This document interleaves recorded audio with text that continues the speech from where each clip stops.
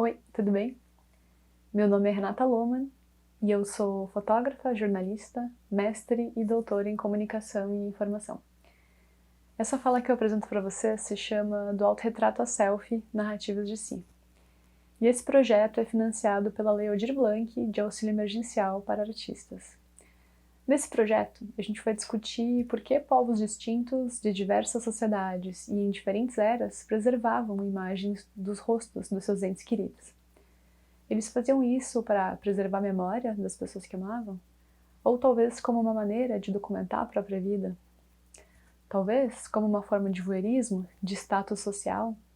Ou quem sabe como uma forma de se engajar com o mundo? Das pinturas nas cavernas, dos retratos pintados na Renascença, as selfies e a cultura de exibição virtual. Esse projeto propõe a produção desse vídeo, onde a gente vai apresentar um breve panorama da fotografia de retrato. A gente vai tratar de questões de gênero, racismo, desigualdade, a partir da fotografia e dos retratos ao longo dos últimos 150 anos. Por fim, eu vou propor uma atividade para vocês, de autorretrato e reflexão sobre as narrativas que a gente cria sobre nós mesmos. Bora lá? Vamos começar então com algumas imagens. Nessa primeira aqui, nós temos pinturas rupestres no estado do Piauí, de aproximadamente 12.000 anos antes de Cristo. Nessa segunda imagem, nós temos os crânios de Jericó, de aproximadamente 6.800 anos antes de Cristo.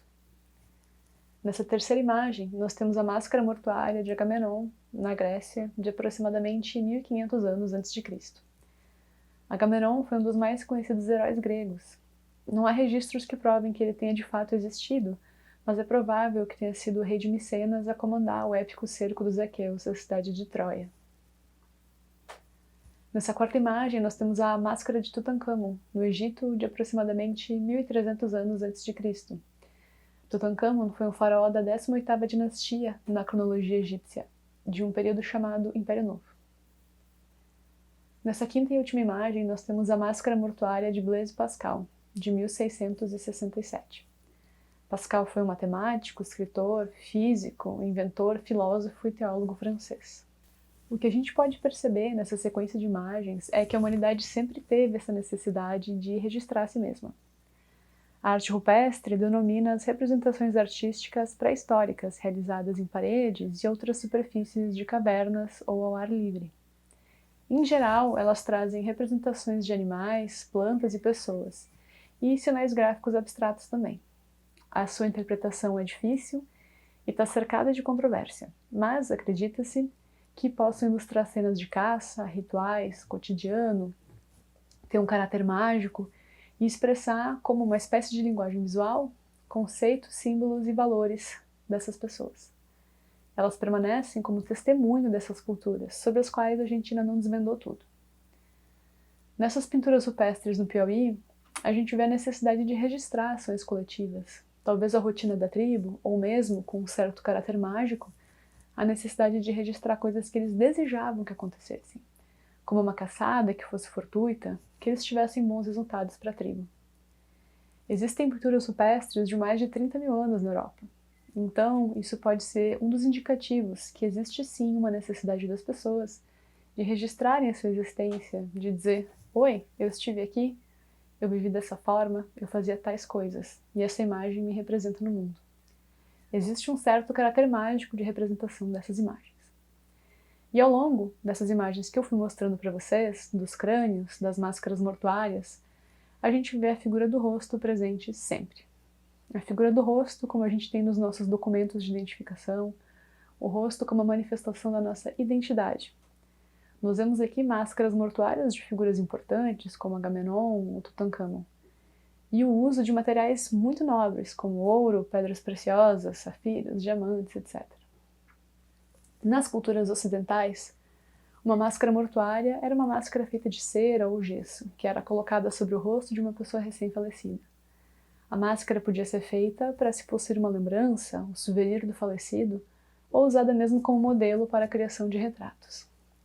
Em outras culturas, a máscara era um ritual de sepultamento, como as máscaras feitas pelos antigos egípcios, como parte do processo de mumificação, como na máscara da Tutankhamon.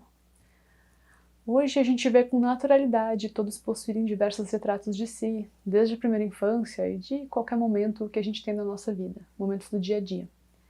Nesses períodos que eu mostrei aqui para vocês, não era comum que uma pessoa normal, do povo, tivesse qualquer registro de si, nem um desenho ou algo do tipo. Esses registros, máscaras, ficavam restritos à realeza ou intelectuais, pessoas nobres. O povo não tinha acesso a esse tipo de coisa porque era muito caro, ou o acesso a essas técnicas era muito restrito. E isso nos traz a questão: por que povos distintos de diversas sociedades, em diversas eras, preservavam as imagens dos seus entes queridos? A gente pode pensar em alguns motivos, como preservar a memória dessas pessoas que eles amavam, ou uma maneira de documentar a própria vida, o status social das pessoas que eram da realeza ou da burguesia, ou até uma maneira, como eu disse, de se relacionar com o mundo e dizer: oi, eu existo, eu tô por aqui. E pensando no nosso momento mais atual, de redes sociais, fotografia digital e internet, a gente pode até pensar num caráter de voyeurismo, de um desejo de observar outras pessoas, uma forma de curiosidade mórbida com relação ao que é privativo, privado ou íntimo da vida dos outros. Regis Debray dizia que o nascimento da imagem está envolvido com a morte. E pensando sobre isso, a gente pode se questionar se registrar a si próprio ou fazer retrato dos outros não é uma forma de a gente se agarrar a uma imagem de alguém que sabemos um dia vai partir. Ou registrar nossa imagem no mundo para a posteridade, porque a gente é consciente da nossa própria mortalidade. Um dia a gente não vai mais estar aqui, mas a nossa imagem vai. Quem já perdeu um ente querido sabe como é. A gente guarda a imagem como se fosse um relicário, próximo do coração, guarda próximo dos nossos espaços pessoais, na cabeceira da cama, tem uma foto na carteira, ou mesmo usa a imagem no fundo da tela do celular para relembrar o rosto dessa pessoa que a gente amava e perdeu. A gente começa a nossa viagem pelos retratos com essa pintura do Van Eyck, de 1434. A pintura se chama Casal Arnolfini e exibe o então rico comerciante Giovanni e a sua esposa, que se estabeleceram e prosperaram na cidade de Bruges, na Bélgica. Essa pintura é considerada uma das obras mais notáveis do Van Eyck. É um dos mais antigos retratos conservados de tema que não é relacionado à religiosidade e representa uma cena relativamente comum. O casal se apresenta de pé, a mulher está grávida e eles estão num recinto na casa deles. A gente pode notar o espelho no fundo da composição, em que toda a cena parece invertida, inclusive o próprio pintor. Essa imagem é uma pintura do espaço íntimo desse casal. Pelas roupas, a gente percebe que eles são nobres, são vestimentas elaboradas. Uma mulher que trabalhasse no campo, ou mesmo no comércio, obviamente não utilizaria uma roupa dessas. Se a gente observa a decoração, a gente tem o candelabro muito elaborado, eles têm o espelho, que na época não era um objeto barato. Eles têm um cachorro de estimação. E a gente está acostumado com o conceito de cachorro como companhia, mas na época os cães eram tratados, na sua maioria, como animais de serviço, para proteção ou mesmo para caça. Então, manter um cão de companhia era algo acessível somente para a nobreza. Além disso, na decoração, a gente vê esse dossel suntuoso na cama, com tecidos vermelhos, e a tintura vermelha na época era bastante cara, é só a gente lembrar de toda a história do pau-brasil. Então a gente tem aqui um retrato da burguesia. Nesse período, os retratos em tinta a óleo eram reservados para as camadas muito restritas da sociedade, como a igreja, a realeza e nobres de forma geral. Então a gente vai ter pinturas de temática religiosa, natureza e natureza morta, mas os retratos sempre vão ser de figuras religiosas, de nobres e reis. Muito raramente figuras anônimas, como a Mona Lisa. Como nesses retratos que a gente vai ver agora da Maria Antonieta, eles foram realizados nas diversas etapas da vida dela e foram feitas por diferentes pintores. Através deles a gente pode acompanhar as diferentes fases da vida dela, desde a sua primeira infância, adolescência, até a vida adulta, onde ela já tem filhos.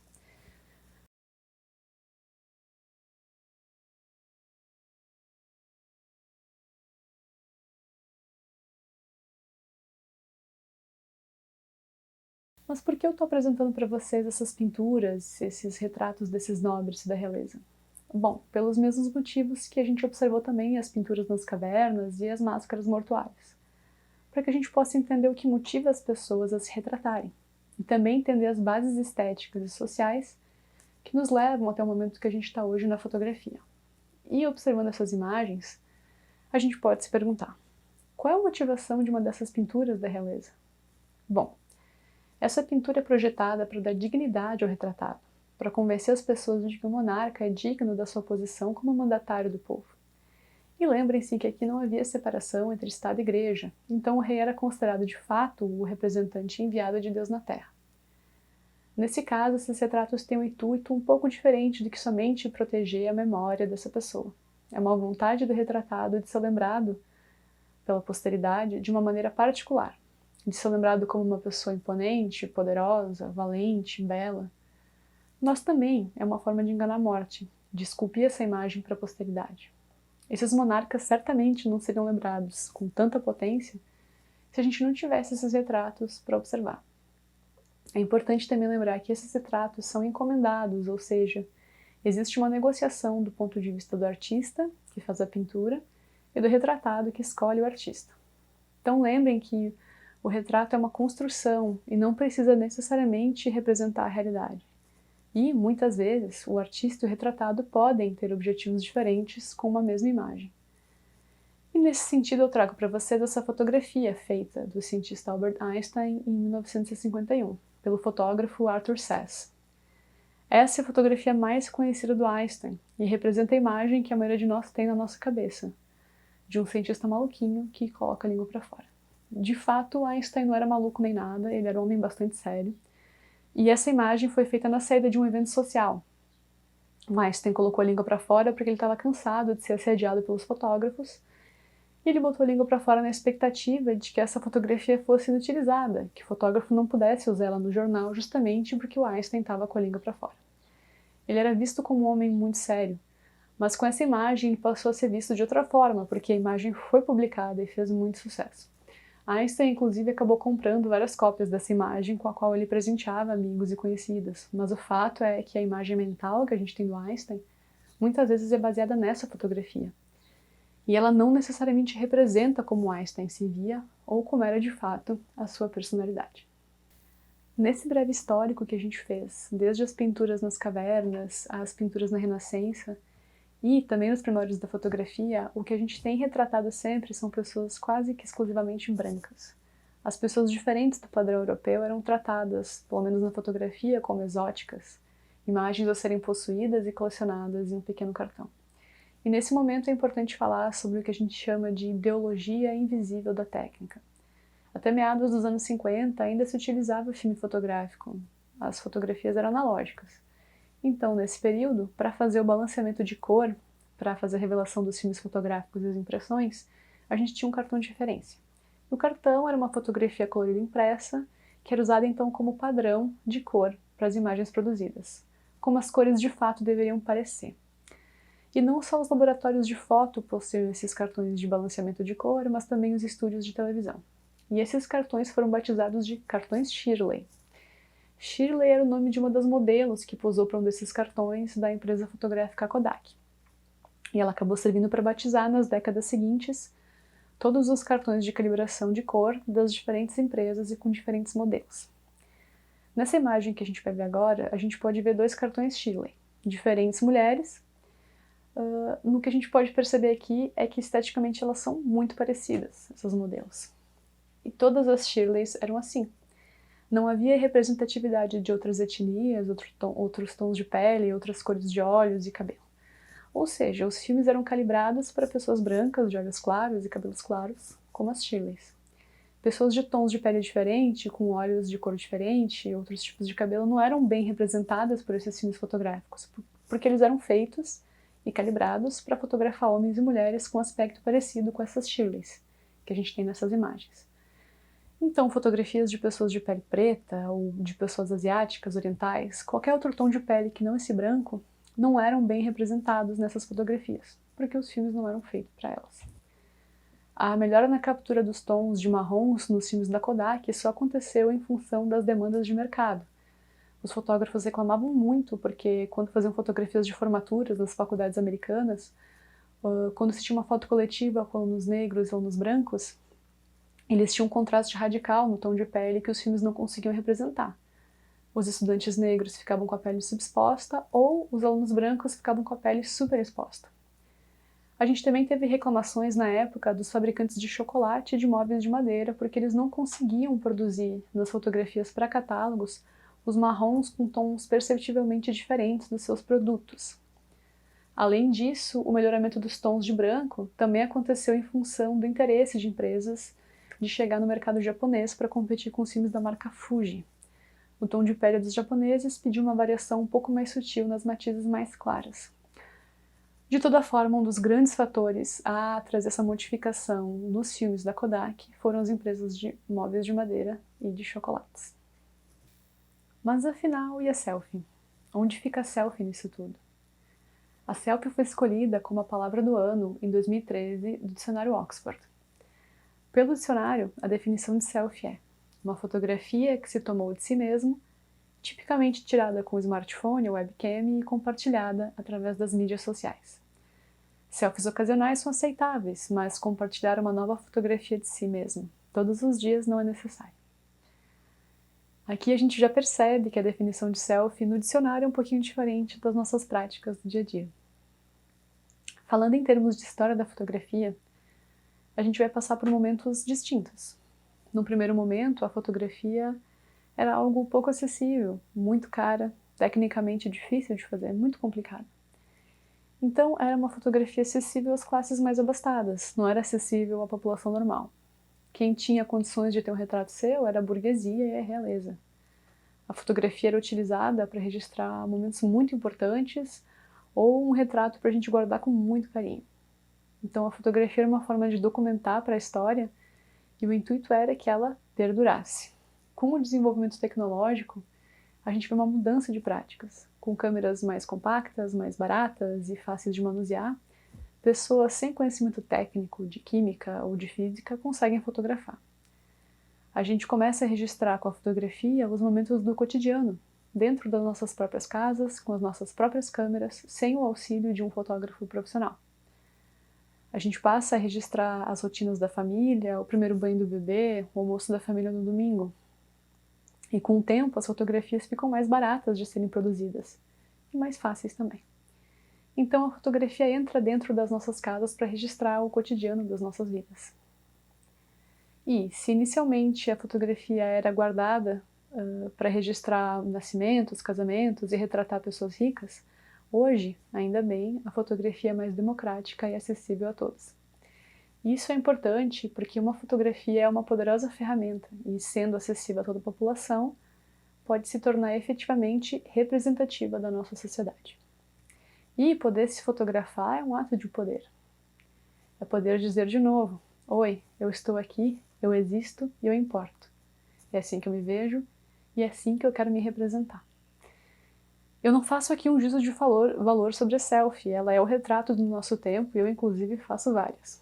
Porém, a reflexão sobre a prática é necessária. A gente vive em um momento de exibição virtual onde é preciso estar presente nas redes sociais. A gente vive um momento de cotidiano hiperespetacular. Em uma pesquisa realizada na Alemanha, descobriu-se que o Instagram era a rede social que mais causava depressão nas pessoas. Isso porque, com frequência, as pessoas postam somente coisas positivas, mas não os momentos difíceis das suas vidas. Para quem observa a vida dos outros através dessa rede social, parece que ninguém está triste. Isso causa uma certa cobrança e uma comparação constante com a vida alheia. Só você está em casa cumprindo o isolamento social durante a pandemia, né? Todos os seus contatos nas redes estão viajando, ou em uma festa, ou compraram uma casa nova, um cachorro, e tem aquela família de comercial de margarina. Nós geralmente compartilhamos as nossas vitórias, mas não os momentos difíceis de reflexão ou de introspecção. Então a gente tem a sensação de um cotidiano que para todos os outros é espetacular, menos para a gente. A selfie também está conectada com essa ideia de sociedade de consumo, onde nós mesmos, de certa forma, viramos uma imagem a ser consumida. É um período de excessos e obsolescência, onde as modas mudam muito rápido, onde tudo é passageiro, mas a selfie também é uma forma de a gente se comunicar e também dizer de alguma forma: oi, eu estou aqui, eu existo. E elas são, de fato, um produto das transformações técnicas que a gente vivenciou. Breves apontamentos sobre retratos. Diante de uma câmera, posamos. E a pose é uma tentativa de fixar para a eternidade um momento, um instante que é muito fugaz. Dessa forma, a gente tem uma tentativa de introjetar em um momento aleatório da fotografia o momento ideal da pintura. um instante perfeito onde tudo se alinha. Outro fato importante sobre a fotografia e os retratos é que é muito difícil ignorar a câmera. Um dos exemplos que a gente está acostumado a ver é que quando tem uma gravação na rua, com uma equipe de filmagem, as pessoas se aglomeram ao redor. Elas não conseguem evitar, elas precisam saber o que está acontecendo. Quando alguém segura uma câmera na rua, as pessoas param para ver o que diabos essa pessoa está fotografando. Porque se existe algo a ser fotografado, as pessoas partem do pressuposto de que existe algo diferente acontecendo. Então, a simples presença de uma câmera vai operar uma mudança no ambiente. Os retratos têm um papel muito importante na fotografia familiar. A fotografia popular é um culto doméstico. E a fotografia tem por função sancionar a união e os rituais familiares. E aqui os papéis sociais que cada pessoa representa são mais fortes ou têm mais importância do que o indivíduo em si. Ou seja, uma bela fotografia vai reforçar a integração do grupo. Falando ainda sobre retratos, a pesquisadora Susan Sontag, no seu livro sobre fotografia, diz que, como toda forma de arte de massa, a fotografia não é praticada pela maioria das pessoas como uma arte. Ela é, sobretudo, um rito social, uma proteção contra a ansiedade e um instrumento de poder. E isso diz muito sobre o que a gente falou lá no começo sobre retratos, sobre as pinturas da realeza. E se a gente pensa em fotografia de família, a gente logo pensa nas redes sociais. Ao realizar uma festa de família, a importância para as pessoas de se registrar esse momento, de como isso vai representar a união familiar, para que os outros possam ver isso. E é uma proteção contra a ansiedade, porque é uma forma da gente lutar contra o desaparecimento, contra a morte, mas é também um instrumento de poder. Além disso, a Sontag vai dizer que comemorar as conquistas de indivíduos, membros da família, é o uso popular mais antigo da fotografia. A fotografia de casamento é uma parte da cerimônia tão importante quanto as fórmulas verbais prescritas para realizar essa cerimônia. As câmeras, de fato, acompanham a vida da família. A Sontag também diz que é por meio de fotos que cada família constrói uma crônica visual de si mesma. A fotografia se torna um rito da vida em família, na criação dessa narrativa. E apesar desse livro da Sontag ter sido escrito em 1979, ela afirma que a fotografia se tornou um dos principais expedientes para a gente experimentar alguma coisa, para dar alguma aparência de participação. E pensando na era das redes sociais, eu acho que essa frase nunca foi tão verdadeira. Parece que para a gente participar das coisas, para existir e experienciar a vida e os momentos é preciso fotografar. E não só fotografar, mas também compartilhar. E nesse sentido, a Sontag afirma que o nosso senso de situação se articula pela intervenção da câmera. A onipresença da câmera sugere de uma forma muito persuasiva que o tempo consiste em eventos interessantes e dignos de serem fotografados. Diana Arbus, uma fotógrafa que a gente vai conversar um pouquinho mais além, dizia que ela pensava em fotografar como uma maldade, que existe algo predatório no ato de tirar uma foto. Fotografar pessoas é violá-las, ao vê-las como elas nunca se veem, ao ter delas um conhecimento que elas nunca podem ter. Transforma as pessoas em objetos que podem ser simbolicamente possuídos. E aqui a gente começa a entender um pouquinho a importância desse processo de refletir quando a gente está fotografando os outros. E também quando a gente está fotografando a gente mesmo. Ela continua dizendo que muitos se sentem nervosos quando vão ser fotografados. As pessoas temem a desaprovação da câmera. Elas querem uma imagem idealizada, uma foto que mostre com a melhor aparência possível. E se sentem repreendidas quando a câmera não devolve uma imagem mais atraente do que elas são na realidade. Tanto que, quando as fotografias são elogiadas por serem espontâneas, por sua honestidade, isso indica que a maioria das fotos, de fato, não é espontânea. E vale aqui comentar que a edição de imagem surgiu já na década de 1850. Tem uma história muito interessante aqui. Um alemão desenvolveu a primeira técnica de retocar negativos, que na época eram negativos feitos de papel. Então, em 1855, ele levou essa técnica para um salão em Paris, onde as pessoas faziam exposição de novos equipamentos e novas técnicas. E ele causou furor na multidão, ao apresentar duas cópias de um mesmo retrato, uma cópia retocada e a outra não.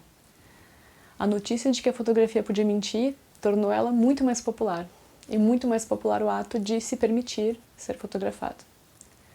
Nessa parte agora da oficina, eu vou apresentar para vocês alguns dos grandes fotógrafos retratistas de todos os tempos. E existem muitos retratistas importantes. Essa é uma seleção que eu fiz, mas aqui eu trago apenas um resumo de fotógrafos que marcaram a história, seja pela sua técnica ou pela sua estética. Alguns deles trabalhavam exclusivamente com retratos, outros tiveram um trabalho de impacto com autorretrato. Espero que eles sirvam de referência e inspiração para vocês e para as fotografias que vocês vão produzir. As informações sobre esses fotógrafos foram retiradas do livro História da Fotografia Autoral e a Pintura Moderna, do fotógrafo e professor brasileiro Cláudio Edinger. Antes de Daguerre e Talbot, Bayard já fazia pesquisas para registrar a luz que entrava em uma câmera obscura. Diz a lenda que ele foi convencido por um amigo de Daguerre a esperar um pouco para mostrar a sua descoberta. Nesse meio tempo, Daguerre se apresenta à Academia Francesa de Ciências e demonstra seu processo fotográfico, chamado daguerreótipo. Bayard se sente enganado e fica furioso. Ainda mais que a Academia passa a financiar o trabalho de Daguerre. Sua técnica era diferente da de Daguerre, mas o segundo fica para sempre lembrado como um dos pais da fotografia. No mesmo ano, Bayard faz um retrato seu e envia para a Academia como forma de protesto. Na imagem, Bayard aparenta estar morto. O texto que acompanha a fotografia dizia o seguinte: Este cadáver é de Hippolyte Bayard, inventor do processo que aqui vem. Esse processo foi inventado por ele há 3 anos. O governo francês foi demasiadamente generoso com Monsieur Daguerre. Disse que não poderia fazer nada pelo Monsieur Bayard e o pobre coitado se afogou. Seu corpo aqui fotografado, já em estado de decomposição, está na funerária há vários dias e ninguém o reconheceu. Bayard acabou por criar a Sociedade Francesa de Fotografia, documentando a arquitetura francesa para o governo em negativos de placa de vidro.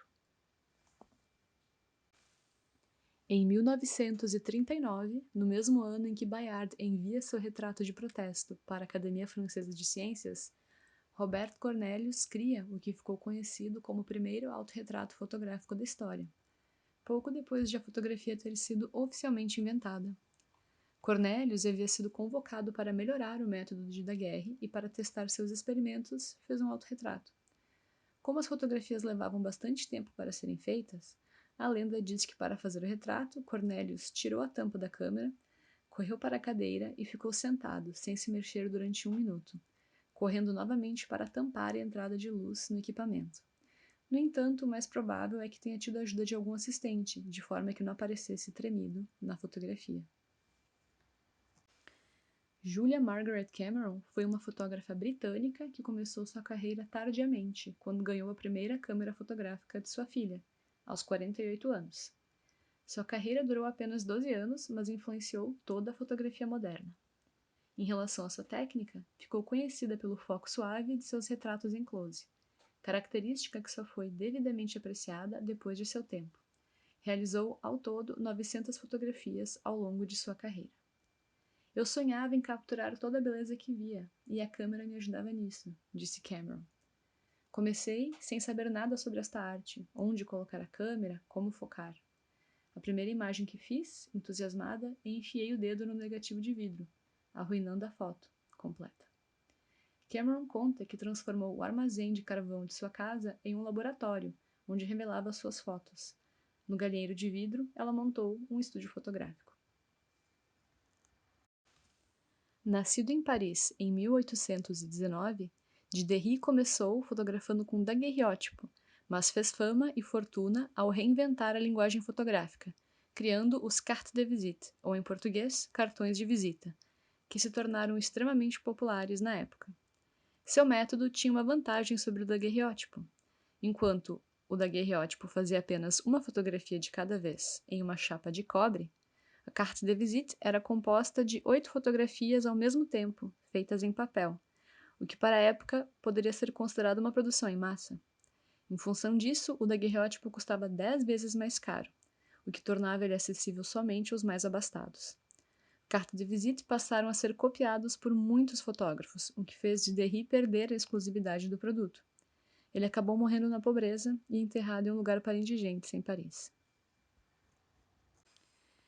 Nadar nasceu em Paris e sua especialidade eram os retratos. Foi responsável pelos retratos das maiores personalidades de seu tempo, em especial da elite cultural da época. Também era jornalista e cartunista. No entanto, ele também foi o primeiro fotógrafo a fazer imagens aéreas de Paris. Ele era apaixonado pelo balonismo e, em 1858, patenteou a ideia da fotografia aérea a partir de balões. Seus retratos da atriz Sarah Bernhardt são reconhecidos como os primeiros grandes retratos da fotografia. Lewis Hine foi um fotógrafo que teve papel fundamental na mudança da legislação de trabalho infantil nos Estados Unidos. Durante 10 anos, documentou o trabalho infantil no país para tentar acabar com a prática. Como ele utilizava um equipamento de grande formato, se passava por vendedor de bíblias ou agente de seguros para conseguir realizar suas fotografias dentro das indústrias. Tem, ao todo, mais de 5.000 fotografias no acervo da Biblioteca do Congresso dos Estados Unidos. Também fotografava as terríveis condições de miséria dos imigrantes que chegavam a Nova York. Antes de se dedicar à fotografia, era sociólogo e professor de sociologia. Chichico Alckmin foi um fotógrafo autodidata da cidade de Diamantina, em Minas Gerais. Com uma câmera de grande formato e negativos de vidro, Alckmin fotografou casamentos, batizados, funerais, festas populares e religiosas, paisagens, cenas de rua e os habitantes da região. Se tornou conhecido por registrar a classe trabalhadora na Era Vargas.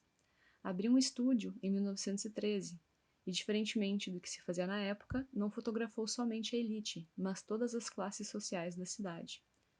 Em 2015, seus negativos foram depositados no Instituto Moreira Salles. São mais de 10.000 fotografias em negativos de vidro, com imagens de tipos e costumes brasileiros da primeira metade do século XX. Man Ray foi fotógrafo, pintor, cineasta, escultor, surrealista e anarquista americano. Como artista visual, trabalhou com uma variedade de mídias, mas se considerava um pintor acima de tudo. Ele é mais famoso por suas fotografias, retratos e fotografias de moda. Também se popularizou com seu trabalho em fotogramas, que ele chamava de raiografias, em alusão ao próprio nome. Em suas fotografias, vemos a representação de sua imaginação, seus sonhos. Man Ray utilizava o humor e a diversão para confrontar o horror da primeira metade do século XX. Cahun foi uma fotógrafa, escultora e poetisa lésbica. Seu trabalho é tanto político quanto pessoal, questionando os conceitos tradicionais de papéis de gêneros. Em sua autobiografia, Cahun explica: masculino? Feminino? Depende da situação. O neutro é o único gênero que sempre me convém. Nascida na França, ela lutou na Segunda Guerra junto à resistência contra os alemães, escrevendo e imprimindo folhetos em forma de poemas antinazistas. Sobre ela, o Instituto de Arte de Chicago escreveu: de várias formas, a vida de Cahun foi marcada por um senso de troca de gêneros. Sua persona pública questiona, na época e até hoje, a noção geral de sexualidade, gêneros, beleza e lógica. Claude mostra o poder de transformação da mulher e as múltiplas possibilidades da identidade feminina.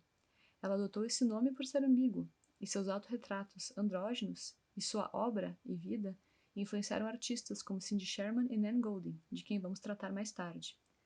O Instituto de Arte de Chicago explica: em seus autorretratos, que ela começa por volta de 1913, Cahun questiona as noções existentes de sexualidade e identidade.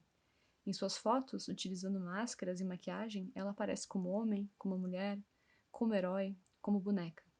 Mais de um século depois de terem sido realizadas, essas fotos continuam mais relevantes que nunca em relação ao questionamento de nossas identidades. Fotógrafo francês, famoso por suas fotografias de rua, Desneux também registrava a vida social das pessoas que viviam em Paris e seus arredores.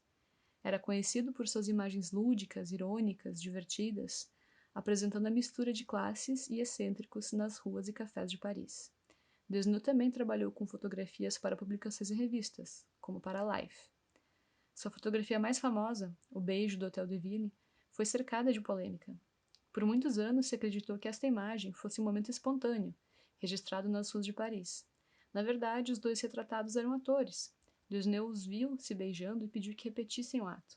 Depois disso, acabaram fazendo outras fotografias que imitavam essa espontaneidade, como se fossem um casal de namorados passeando pela cidade. A fotografia virou um símbolo do amor jovem em Paris, e a identidade do casal permaneceu um mistério até 1992. Desnet foi um dos fotógrafos mais populares da França, influenciando fotógrafos como Atget e Cartier-Bresson. Diane Arbus foi uma fotógrafa americana, famosa por seus retratos de pessoas que viviam à margem da sociedade. Ela e o marido Alan tinham um estúdio fotográfico comercial e faziam fotos para revistas de moda, mas acabaram fechando o estúdio depois de 10 anos por não gostarem mais do trabalho. Diane começou a fotografar pessoas na rua, algo que realmente lhe interessava. Seu trabalho buscava normalizar os grupos marginalizados e destacar a importância da representação adequada de todas as pessoas. Ela trabalhou com uma variedade de temas, como travestis, nudistas, anões, crianças com síndrome de Down, mães, casais, idosos e famílias de classe média. A ideia de identidade pessoal como algo socialmente construído é um tema recorrente de Arbus. De acordo com a revista Smithsonian, ela é reconhecida por expandir a noção de assuntos aceitáveis na fotografia e viola os cânones da distância apropriada entre o fotógrafo e o assunto. Virando amiga, ao invés de objetificar seus fotografados, ela foi capaz de capturar em seu trabalho uma rara intensidade psicológica. Sobre a fotografia, ela afirma: ultimamente descobri que o que eu amo mesmo é o que não podemos ver na foto. Acredito que há coisas no mundo que ninguém veria se eu não as tivesse fotografado. Adoro ir a lugares onde nunca estive antes. David Hockney é um pintor, fotógrafo, cenógrafo e historiador britânico, considerado um dos mais importantes artistas da Inglaterra. Hockney é um dos fundadores da pop art no Reino Unido. No começo da década de 1980, ele começa a fazer fotocolagens ao tentar mostrar o movimento de um skatista utilizando várias imagens coladas juntas. Como as fotos são tiradas de diferentes perspectivas e em momentos ligeiramente diferentes, o resultado é um trabalho que tem proximidade com o cubismo. A criação dessas colagens ocorreu acidentalmente. Enquanto trabalhava na pintura de uma sala de estar, ele tirou fotografias Polaroid da sala, como referência para a pintura, e as colou juntas, formando um mosaico. Ele não tinha a intenção de que elas fossem uma composição por si próprias. Porém, ao olhar a composição final, percebeu que elas criavam uma narrativa, como se o espectador se movesse pela sala. Depois dessa experiência, ele parou de pintar, temporariamente, e se dedicou com exclusividade a essa nova técnica por um período de tempo. Fotógrafa norte-americana e brilhante retratista, Annie Leibovitz tem um estilo intimista e é conhecida por seus retratos envolventes, especialmente de celebridades. Começou a fotografar nas Filipinas durante a Guerra do Vietnã, onde seu pai servia como coronel do Exército dos Estados Unidos. Em 1973, foi contratada como fotógrafa principal da revista Rolling Stone, onde trabalhou por 10 anos. Sua fotografia de John Lennon e Yoko Ono, tirada apenas 5 horas antes do assassinato de Lennon, é considerada a fotografia de capa mais famosa da revista Rolling Stone. Trabalhou depois para diversas revistas, inclusive a Vanity Fair, mas sempre mantendo foco em seu trabalho autoral. Nan Goldin nasceu nos Estados Unidos. Seu trabalho frequentemente explora corpos LGBTQI+, momentos de intimidade, a crise do HIV e a epidemia de opioides no país. Na sua adolescência em Boston, no fim dos anos de 1960 e 70, começou a criar imagens intensamente pessoais, espontâneas, transgressoras, dramáticas, de sua família, amigos e amantes. Goldin teve contato precoce com relacionamentos familiares tensos, sexualidade e o suicídio de sua irmã mais velha, quando Goldin tinha apenas 11 anos. A primeira exposição individual da artista, realizada em 1973, foi baseada em sua inserção entre as comunidades gay e transgêneros de Boston. Sobre suas fotografias de drag queens, Goldin disse: "Meu desejo era mostrá-las como um terceiro gênero, como uma opção sexual, uma opção de gênero, e mostrá-las com muito respeito e amor, para meio que glorificá-las, porque eu realmente admiro pessoas que podem se recriar e manifestar publicamente suas fantasias. Acho que é corajoso." Em 1979, apresenta seu primeiro trabalho em um clube noturno de Nova York. Suas fotos, aos poucos, começaram a ser celebradas como uma mudança no paradigma de fotos fine art. Cindy Sherman é reconhecida como uma das mais influentes fotógrafas fine art contemporâneas. Durante sua carreira, discute a construção da identidade contemporânea e a natureza da representação. De acordo com a revista Zoom, a fotografia permite ver a mortalidade como condição da imagem. A obra de Sherman rejeita a ideia da fotografia como documento. Suas fotos têm a intenção de reproduzir a experiência existencial de não ser. Embora, num primeiro olhar, Sherman pareça fazer insistentemente cópias de si mesma, na verdade ela está engajada no apagamento de sua própria presença. Somos o que projetamos para o mundo, disse Sherman. Mesmo as pessoas que não pensam sobre isso, ou pensam que não pensam, levam a vida toda projetando uma imagem, que imaginam ser a sua, para o mundo, completa. Sherman trabalha com autorretrato. Ela posa, se maquia, faz o figurino e se fotografa. Utiliza perucas, narizes, orelhas postiças e acessórios diversos, criando situações que geralmente são caricaturas do que ela vê na vida real. Francesca Woodman começou a fotografar aos 13 anos, suicidando-se aos 22 quando se atirou da janela de um loft em Manhattan. Seu trabalho consiste principalmente em autorretratos, a maioria nus. Muitas de suas fotografias apresentam uma figura feminina envolta em solidão e loucura. Para Woodman, seus autorretratos são uma questão de conveniência. Ela está sempre lá, não precisa se preocupar com modelos. Ela frequentemente tirava fotos em ambientes fechados, procurando espaços abandonados ou negligenciados. Após seu suicídio, Woodman recebe amplo reconhecimento por suas contribuições ao mundo da fotografia e torna-se uma espécie de ícone em sua arte, tendo seu trabalho analisado até hoje. Van Empel é um fotógrafo holandês formado em design gráfico. Seu método de trabalho é complexo. Ele fotografa modelos e fotografa também flores, folhas, plantas e animais. A partir dos resultados, mistura as fotos de seus modelos, criando imagens artificiais em programas de edição de imagem. Depois, fotografa roupas em manequins e, assim, cria imagens de crianças em um ambiente paradisíaco. O artista trata isso como a construção de uma imagem fotográfica. Empel afirma: crianças nascem inocentes em um mundo perigoso e cruel. Eu queria aproveitar essa ideia. Gustavo Lacerda é um fotógrafo brasileiro formado em jornalismo. Nos últimos anos, tem se dedicado cada vez mais à fotografia autoral. Sua série fotográfica Albinos, feita durante 5 anos, está em acervos de museus, como o Museu de Arte de São Paulo, e foi exposta em diversos países.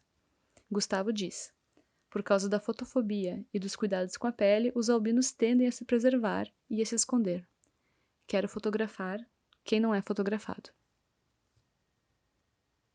Sawada é uma fotógrafa japonesa contemporânea e artística performática, que se utiliza da fotografia para explorar as relações entre a imagem interior e exterior que temos de nós mesmos.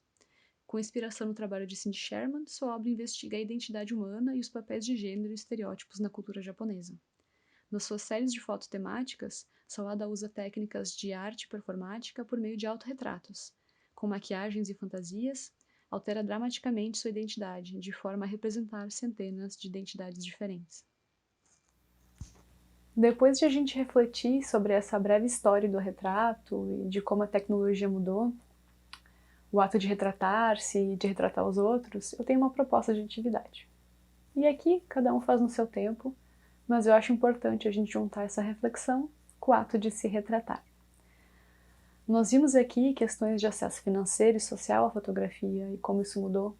A gente falou brevemente sobre a importância de se sentir representado em uma fotografia, sejam pessoas de diferentes gêneros, orientações, cores, a importância da representação através da imagem. A gente tratou brevemente sobre algumas questões do poder, da realeza e do uso da fotografia para construir a sua própria imagem. Minha proposta para vocês é que a gente trabalhe com a ideia do retrato e do autorretrato. Essa é uma oficina que eu realizo com os meus alunos em sala de aula. Normalmente a gente divide a turma em duplas, com sorteio, e cada aluno tem uma missão. Ele vai fotografar o colega, como ele enxerga esse colega e percebe essa pessoa. E depois, em casa, sozinho, ele vai fazer um autorretrato, como ele se sente, como ele se vê e deseja ser percebido. Como vocês estão assistindo essa fala de casa, eu tenho 2 sugestões para vocês. Vocês podem realizar essa atividade convidando algum amigo, parente, companheiro, alguém que esteja próximo de vocês para participar presencialmente, ou então vocês podem convidar essa pessoa para participar por videochamada. Vocês utilizam o smartphone de vocês e pedem para essa pessoa tirar um print da imagem e dirigir vocês para fazer essa fotografia à distância. Eu acho que essa pode ser uma experiência muito legal. Mas vocês também podem fazer essa atividade de forma individual. E essa é uma outra sugestão que eu acho bem bacana. Vocês podem fazer uma fotografia de vocês, um autorretrato ou uma selfie, de como vocês acham que são vistos pelas pessoas. Ou uma imagem que vocês postariam numa rede social, por exemplo. E numa segunda imagem, vocês podem construir esse autorretrato de forma como vocês realmente gostariam de ser vistos. Como vocês gostariam de construir a sua própria imagem. Reflitam sobre si mesmo, sobre as qualidades que vocês apreciam em vocês mesmos. Utilize um espelho para se observarem, coloquem uma música que vocês gostam e curtam o processo de autoconhecimento.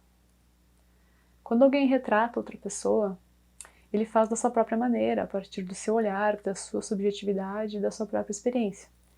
E isso traz à tona as relações de poder, de alguém transformar outra pessoa em um objeto visual, que pode ser possuído, de criar e controlar a imagem de outra pessoa.